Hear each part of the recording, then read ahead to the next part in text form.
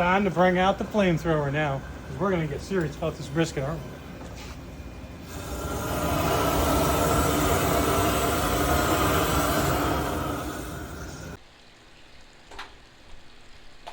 All right, Chef Poppi here. Smoker's up to temperature.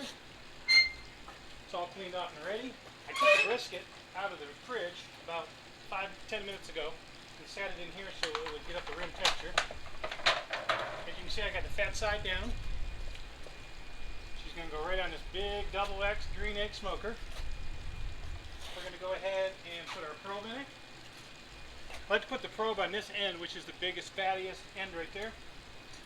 Put it in right there. Right to the center of that part. And we're just going to close it up. I got my temperature set at 210. I like to go really on the low side. I like to cook it for about half of its time at 210 overnight. It's going to stall.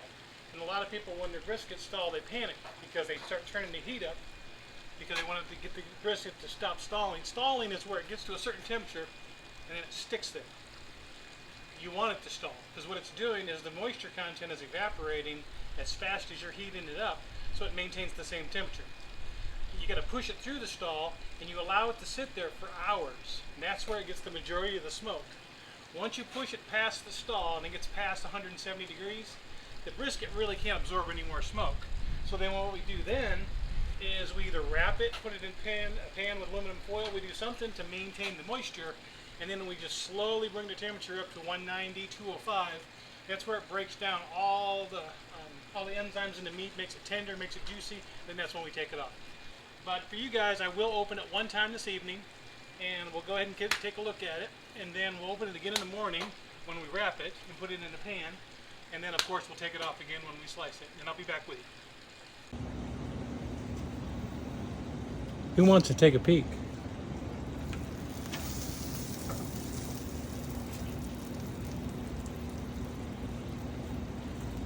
That's a beautiful brisket.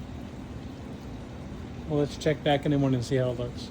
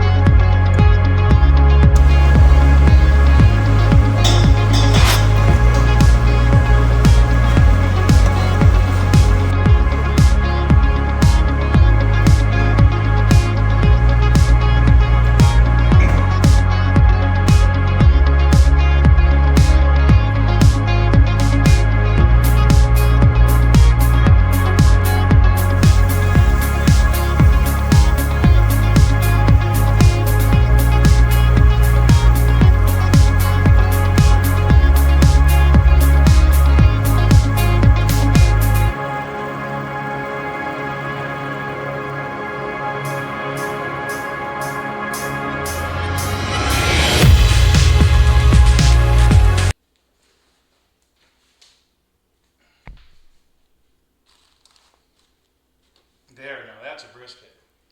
Now when I took it off early this morning, and I put it in this pan, because what this does is this holds all the juices so that when they do render off that fat cap on the bottom, then it stays with the brisket, it doesn't drip down into the smoker and we lose it. So we're going to go ahead and let this rest for a little bit. Then I'm going to pull it out of this pan, sit it on the cutting board, and we're going to go ahead and slice it. Alright, let's dig into this. Now the grain goes this way on the flap, on the what they call the flapper, and then the grain switches when we get to the other side. So when we start this end, the grain's like this, so I'm going to cut right against the grain, and that's the prize piece right there, right at the tip.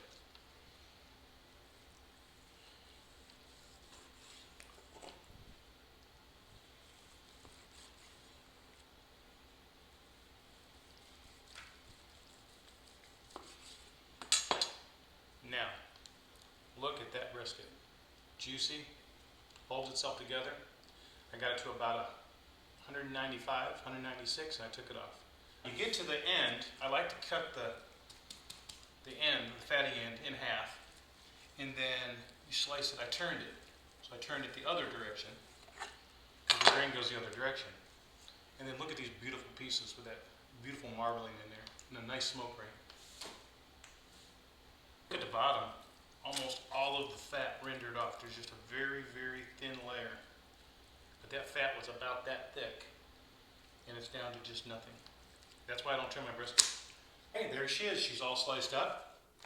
I'm going to go ahead and cover these, put them in a cooler, because they can stay warm in a cooler for hours. And of course, I don't throw away the liquid gold. I'm going to run this through some cheesecloth. And you know, you go to the store and you can buy liquid smoke. Well, I use this in all kinds of recipes. You just go pull a little bit of it. Use it in all kinds of meat recipes and stuff. When I want just a little bit of that fatty smoke flavor in something, I just go back and take leftover grease from an old brisket. And next time you see me, we'll be at the office and we're going to be eating. There we go.